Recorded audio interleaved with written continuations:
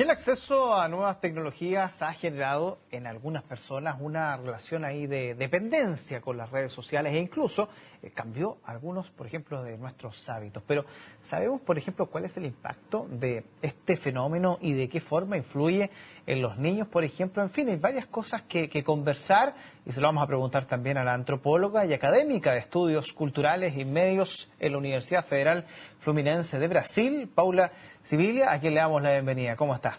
Bien, muy bien, muchas gracias.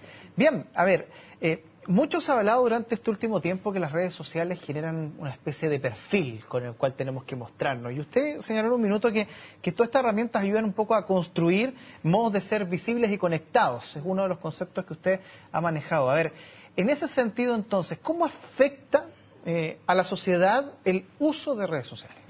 Bueno, en primer lugar, las redes sociales, así como Internet, los teléfonos celulares, en fin, todas estas herramientas con las cuales nos familiarizamos muy rápidamente, ¿no?, en los últimos años y de una forma muy eficaz porque las usamos todo el tiempo, cada vez más, y para hacer cada vez más cosas. Incluso nos cuesta separarnos de ellos, de los teléfonos celulares, por ejemplo, durante un segundo, y estamos todo el tiempo alimentando las redes, en fin, todo el tiempo en contacto.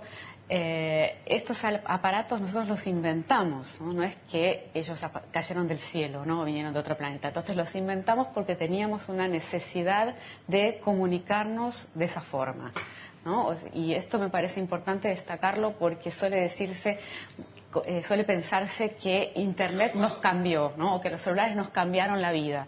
Y yo tiendo a tratar de esforzarnos por pensarlo al revés. O sea, nuestra vida ya estaba cambiando, nuestra forma de relacionarnos con los demás, con nosotros mismos y con el mundo estaba cambiando, y por eso tuvimos la necesidad de inventar estos aparatos, ¿no?, que nos permiten, ahora sí, de forma más eficaz, relacionarnos como queríamos, que es de esta forma, visibles y conectados. Ahora, ¿qué riesgos hay detrás del tener que crearse un perfil? Porque crearse un perfil es mostrarse a la sociedad, es poner al servicio del resto del análisis, por ejemplo, nuestra intimidad, una serie de cosas que eran quizás muy propias de un mundo más cerrado, se ponen ahí, a todo el mundo. ¿Qué riesgos hay cuando empezamos a estar usando estas tecnologías, redes sociales, y ponemos en demasía nuestras vidas ahí, en manos de los otros? Sí, bueno, riesgos hay muchos, problemas nuevos aparecen. Cuando yo empecé a pensar este asunto fue cuando aparecieron los blogs, ¿no? Esto fue hace más o menos 15 años. Y empecé a hacer una tesis de doctorado tratando de entender qué significaba esto, porque yo ya veía ahí un cambio importante. En el periodismo, ¿no?, en los diarios, en los medios de comunicación, solía definirse a los blogs como diarios íntimos pero publicados en Internet. Y esa idea de ser publicado en Internet, un diario íntimo, es lo que me hacía un ruido, ¿no?, y que me llevó a tratar de entender cómo nuestra sociedad había cambiado y nosotros estábamos cambiando, que ya los diarios íntimos no se escondían en cajones o con candados o, bueno, abajo de la almohada o en un escondite donde nadie podía tener acceso, ¿no?, porque era algo muy íntimo, justamente, muy privado, muy de cada uno, y por lo tanto era un monólogo personal sobre nuestras intimidades, y era algo a lo que los demás no debían tener acceso, no queríamos que tuvieran acceso. Y cuando aparecen los blogs y se definen como diarios íntimos, solo que publicados en Internet, yo dije, bueno, esto es un indicio de que algo cambió en nuestros modos de vida, y que eso que antes considerábamos tan íntimo y tan privado, de alguna manera ha dejado de serlo, y necesitamos que los otros tengan acceso, que puedan ver eso que nosotros ahora queremos mostrar, porque necesitamos esa confirmación de la mirada ajena para, de alguna manera, dar una legitimidad a nuestra existencia, ¿no? Todo esto de la necesidad de conquistar muchos me gusta, ¿no?, likes y muchos comentarios o tener muchos seguidores, la cantidad, ¿no?, de seguidores, comentarios y me gusta son un indicio de que yo valgo, ¿no? Eso pasó a ser para nosotros algo como el sentido común, y esto no era así hace muy poco tiempo, y fue uno de los motivos estos cambios nos llevaron a inventar las redes sociales. Entonces, bueno, ahora que están las redes sociales y que en tan poquísimo tiempo tuvimos que aprender a usarlas y se han vuelto tan populares como para que a muchos les resulte ya difícil imaginarse vivir sin estar en las redes sociales y sin ser un perfil en exposición, ¿no? Esto ha sido muy, muy rápido y tuvimos que aprender de forma atropellada, ¿no? Cuáles son los códigos para manejarnos en estos espacios. Y como esto es tan distinto de lo que pasaba algún tiempo atrás, están apareciendo problemas nuevos, problemas graves, porque los límites no están claros, ¿no? Antes los límites estaban muy claros entre el espacio privado y el espacio público. Y las paredes, ¿no? Separaban el espacio de la casa, por ejemplo, definido muy rígidamente del espacio de la calle. Las paredes, las puertas, las cortinas, los cerrojos, todas tecnologías, digamos así, para separar el espacio privado del espacio público. Esto permanece, estas tecnologías físicas permanecen, pero también había válvulas morales, como la discreción, el pudor, el decoro, que no permitían, ¿no?, que algo del espacio privado pasase al espacio público. Esto ha cambiado, las redes atraviesan las paredes. Pero justamente en ese sentido, entonces, ¿cómo lograr llegar a un justo equilibrio cuando justamente la valoración social pasa por estos likes? Claro. Pasa por estos seguidores, cuando antes era cuánto te preocupabas quizás por otro, cuántos abrazos, cuánto cariño tú entregabas, había una serie de otras instancias en que se valoraba una persona y ahora se agregó todo este otro que depende mucho de redes sociales y donde no necesariamente habla de una personalidad, ¿o no? Sí, son cambios muy complejos, ¿no? Porque las redes sociales e Internet vinieron a responder, como te decía, a esa demanda de una sociedad que ya estaba cambiando. Nuestra forma de ser estaba cambiando, de ser y de vivir. Y por eso inventamos estas herramientas. Entonces, dentro de estos cambios bastante complejos, hay una especie de desplazamiento, digamos así, del eje de lo que somos, ¿no? Y ahora entonces se está desplazando hacia la vista, hacia lo que se ve. Ese eje que estaba situado en el siglo XIX y XX, en la era moderna, estaba situado adentro de cada uno, ¿no? Lo esencial es invisible a los ojos, lo que importa es la belleza interior, lo que tengo dentro de mí, y el diario íntimo servía para hablar con esa entidad interior, ¿no? Mi alma, mi psiquismo, en fin, sumergirse, ¿no?, dentro de uno mismo para entender las propias vivencias, los recuerdos, ¿no?, y construirse a uno mismo escribiendo, pensando, haciendo ese gesto introspectivo. Bueno, ha habido un desplazamiento en las últimas décadas, digamos así, en el último tiempo, de ese eje hacia afuera, ¿no?, hacia lo que se ve. Entonces, en ese desplazamiento, la mirada del otro terminó ganando una importancia muy grande, ¿no? Entonces, el otro tiene que confirmar que yo valgo, que yo existo, que soy una persona interesante, y por eso yo tengo que esforzarme por mostrar, entre otros canales en las redes sociales, de nuevo por eso inventamos las redes sociales, porque yo tengo que mostrar entonces cómo lo que me gusta es interesante, lo que hago es interesante, cómo mis amigos son interesantes, cómo tengo ideas interesantes, y todo eso lo tienen que ver los demás.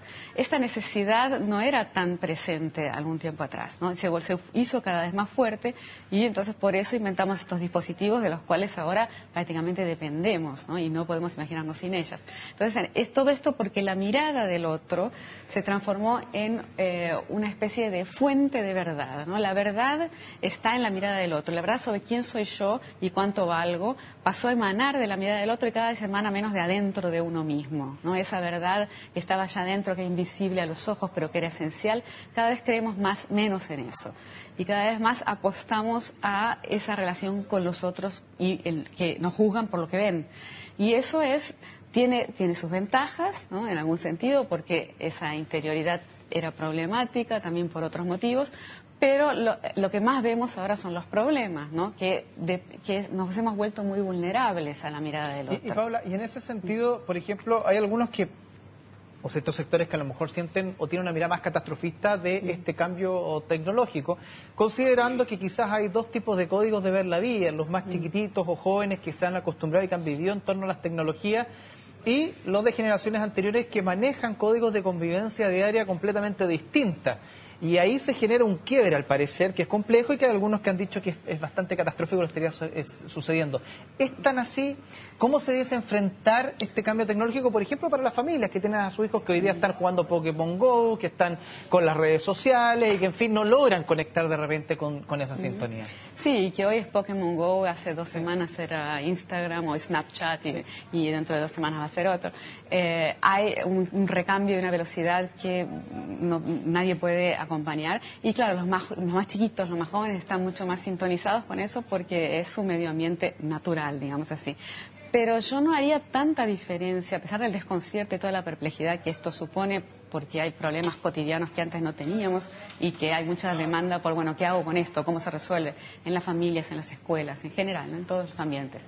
Sin embargo, yo veo también que los adultos hemos cambiado muchísimo nuestra forma de vivir y nos hemos sintonizado muy rápidamente y de una forma bastante consolidada con estos dispositivos. O sea, usamos celular, usamos WhatsApp, usamos Internet para muchísimas cosas y cada vez para más cosas. Y algunos en mayor o menor medida, cada uno a su modo, pero las generaciones intermedias, digamos así, que no nacimos con Internet, nos hemos sintonizado de una forma sorprendentemente rápida y eficaz, ¿no? Claro que los más chicos están naturalmente mucho más inmersos en esto, pero yo le veo ahí, más allá de los problemas prácticos que tenemos en la cotidianidad y que merecen ser discutidos y debatidos y tenemos que pensar cómo resolver estas situaciones, ¿no? Que son nuevas, tenemos que pensarlo convocando a gente de profesionales de educación, de psicología, en fin, de antropología, como es mi caso, comunicación, etcétera. Pero más allá de eso, yo tiendo a ver algo que no suele destacarse mucho y que es una ventaja de nuestra parte, de los adultos, ¿no? Que vivimos en otro medio ambiente, ¿no? Que tenemos la experiencia, aunque cada vez más lejana y cada vez más difícil de recordarla en los hechos, de haber vivido en un mundo sin Internet, por ejemplo, de haber hecho cosas sin Google, haber estudiado sin Internet, haber ido a ciudades desconocidas sin Google Maps, haber sido hijo, padres y haber tenido novios, etcétera, relaciones de todo tipo, sin WhatsApp, por ejemplo, incluso sin email, sin celulares. Bueno, esa experiencia que nosotros adultos tenemos, me parece que es muy valiosa ante estas situaciones nuevas que están ocurriendo.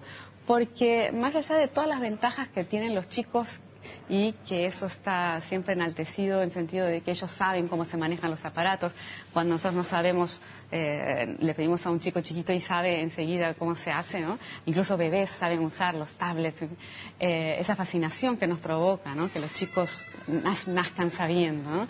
Más allá de eso, yo creo que nosotros tenemos una ventaja que debería ser más explorada y explotada, que es este recuerdo de haber vivido en un mundo tan distinto, porque fue hace muy poco tiempo, no fue en la Edad Media, pero parecida que lo fue, ¿no?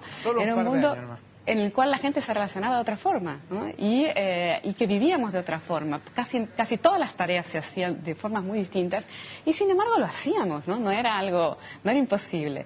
Y hay ciertas ventajas, ¿no? Más allá de todas las evidentes ventajas que tiene todo esto nuevo. Había ciertas ventajas en la forma en que vivíamos antes, en esa Edad Media en que nacimos, ¿no?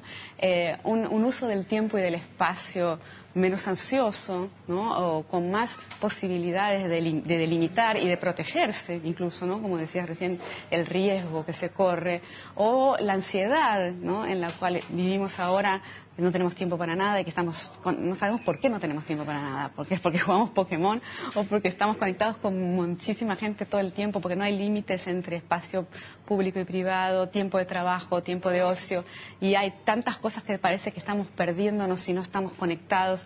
Bueno, todo eso hace 15 años no era así, hace 20, 30 años, entonces yo creo que ese recuerdo nuestro, cuando estamos en contacto con los más chicos, puede ser muy útil. si lo sabemos, ¿no? Poner en diálogo. Nosotros podemos aprender mucho de ellos y ellos también de nosotros. Así que ya lo saben en sus casas, a tomar en cuenta esto. Paula, queremos agradecer todo esto en el marco del seminario también de escultura contemporánea, en el marco de las actividades que se están desarrollando en el Bicentenario de la Universidad de Chile, que está de visita en nuestro país, va a dar un seminario, así que muchas gracias por su tiempo y haber compartido estos minutos con nosotros. Que esté muy bien. Bueno, dejamos esta conversación con Paula Siviglia y nosotros nos vamos a una pausa, porque ahora viene Agenda Económica a las 12 de la noche y hacemos pausa porque paramos un rato, después seguimos con CNN en Alerta. Que esté muy bien.